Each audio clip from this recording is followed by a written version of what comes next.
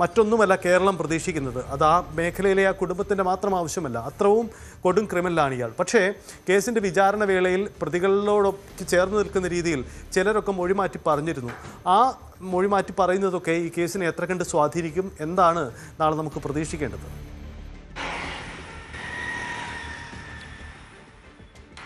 സജിത്ത്, കേരളം കണ്ടതിൽ വെച്ച് ഏറ്റവും ക്രൂരനായ കൊടും ക്രിമിനലാണ് ചെന്താമര എന്ന് അദ്ദേഹത്തിൻ്റെ പ്രവൃത്തിയിലൂടെ തന്നെ തെളിയിച്ചതാണ്. പക്ഷേ കോടതിയിൽ കേസ് തെളിയണമെങ്കിൽ ഈ കൃത്യമായിട്ടുള്ള തെളിവുകൾ തന്നെ വേണം. അതായത് ഇയാൾ കുറ്റം ചെയ്തിട്ടുണ്ട് എന്ന് സാക്ഷിമൊഴികളുടെയും സാഹചര്യ തെളിവുകളുടെയും അടിസ്ഥാനത്തിൽ കോടതിക്ക് മുമ്പാകെ അത് ബോധ്യപ്പെടുക തന്നെ വേണം. ഒരുപക്ഷെ കേരളം കാത്തിരിക്കുന്നത് പോലെ ഒരു വിധി വരണമെങ്കിൽ ഈ പറയുന്ന തെളിവുകൾ അത് കോടതിയെ ബോധ്യപ്പെടുത്താൻ കഴിയുക തന്നെ വേണം എന്നതാണ് സാഹചര്യം. ഇവിടെ ഏറ്റവും പ്രധാനപ്പെട്ട ഒരു കാര്യം 82 സാക്ഷികളുടെ ആണ് സാക്ഷി വിസ്താരത്തിൽ ഉൾപ്പെടുത്തിയിരുന്നത്. അതിൽ ചെന്താമരയുടെ കുടുംബത്തിൽ നിന്നുള്ളവർ മൊഴി മാറ്റി എന്നുള്ളതാണ് ഇതിൽ ഏറ്റവും പ്രധാനപ്പെട്ട ഒരു കാര്യം. അതായത് ഓരോ ദൃക്സാക്ഷിയുടെയും മൊഴി ഈ കേസിൽ വളരെ നിർണായകമാണെന്നിരിക്കെ കുടുംബാംഗങ്ങൾ മൊഴി മാറ്റി പറഞ്ഞത് കേസിനെ എങ്ങനെ ബാധിക്കുമെന്ന ആശങ്കയാണ് പ്രധാനമായിട്ടും ഉയരുന്നത്. നമുക്കറിയാം 2025 ജനുവരി 27-നാണ് ഈ കൊടും കൊലപാതകം നടക്കുന്നത്, ഇരട്ട കൊലപാതകം നടക്കുന്നത്. കേരളത്തിൽ കേട്ടുകേൾവികളും ഇല്ലാത്ത തരത്തിലാണ് ഈ ഒരു കൊലപാതകം അയാൾ ആസൂത്രണം ചെയ്ത് നടത്തിയത്. തൻ്റെ കുടുംബം തകരാൻ കാരണം അടുത്ത വീട്ടിലുള്ള അയൽവശത്തുള്ള നീണ്ട മുടിയുള്ള ഒരു സ്ത്രീയാണെന്ന ഒരാളുടെ ഒരു അത്തരത്തിലൊരു മൊഴി അല്ലെങ്കിൽ അത്തരത്തിലൊരു വാക്ക് അല്ലെങ്കിൽ അത്തരത്തിലൊരു പ്രവചനം അത് ആണ് ഈ ഒരു കൊലപാതകത്തിലേക്ക് നയിച്ചത്. തുടർന്ന് 2019 ഇയാൾ സജിതയെ കൊല്ലുന്നു. സജിത മാത്രമല്ല, കുടുംബം മുഴുവൻ തനിക്കെതിരെ നിന്നവരാണെന്ന ധാരണയിൽ ജാമ്യത്തിലിറങ്ങി 2 പേരെയും, ഈ സജിതയുടെ ഭർത്താവിനെയും അമ്മയെയും വെട്ടിക്കൊല്ലുന്നു.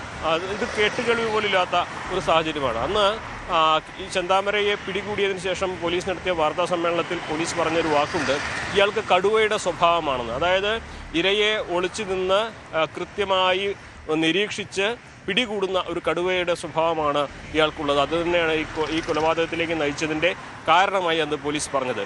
കൃത്യമായിട്ട് ഇയാൾ ആസൂത്രണം ചെയ്തിരുന്നു കൊലപാതകം എന്നുള്ളതാണ്.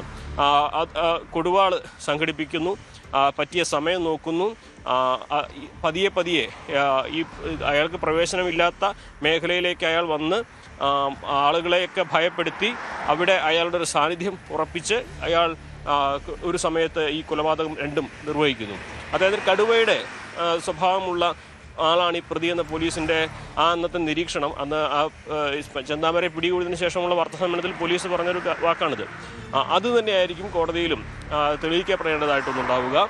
അതായത് ഇയാൾ ഈ ഒരു കൊലപാതകം ആസൂത്രണം ചെയ്തതാണ്, അതിന് മുൻകൂട്ടി ഇയാൾ സാഹചര്യങ്ങൾ ഒരുക്കിയിട്ടുണ്ട്, ആയുധങ്ങൾ വാങ്ങിയിട്ടുണ്ട്, സമയം ഇയാൾ നിശ്ചയിച്ചിട്ടുണ്ട്. അങ്ങനെ കൃത്യമായിട്ട് ഇതൊരു ആസൂത്രിത കൊലപാതകമാണ്, പെട്ടെന്നുണ്ടായ ഒരു സംഭവമല്ല എന്ന് കോടതിക്ക് മുമ്പാകെ തെളിയിക്കാൻ കഴിഞ്ഞാൽ ഈ കേസിൽ വധശിക്ഷ എന്ന ഏറ്റവും വലിയ ശിക്ഷയിലേക്ക് സാഹചര്യങ്ങൾ എത്തുകയുള്ളൂ എന്നാണ് നമുക്ക് മനസ്സിലാക്കാനാകുന്നത്. എന്താണെങ്കിലും ഏറ്റവും പ്രധാനപ്പെട്ടത് പോലീസിൻ്റെ കുറ്റപത്രം പഴുതടച്ചുള്ള കുറ്റപത്രമാണ്.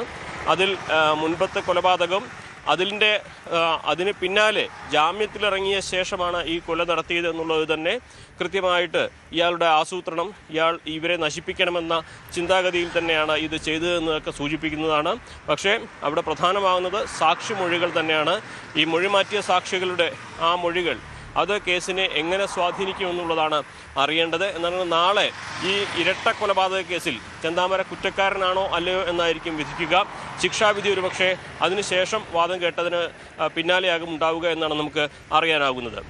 സജിത്ത്, അതാണ് പ്രതീക്ഷിക്കുന്ന കാര്യം. എന്തായാലും അനുമോദ് സൂചിപ്പിച്ചതുപോലെ മറ്റൊന്നുമല്ല ഈ സമൂഹം പ്രതീക്ഷിക്കുന്നത് വധശിക്ഷ തന്നെയാണ്. പക്ഷേ നിയമത്തിന് മുന്നിൽ തെളിവുകളാണ് ഉണ്ടാവേണ്ടത്. ആ രീതിയിൽ നിയമപരമായ തെളിവുകളൊക്കെ എത്ര കണ്ട് പ്രോസിക്യൂഷന് ഫ്രെയിം ചെയ്യാൻ കഴിഞ്ഞിട്ടോ എന്ന കാര്യമാണ്.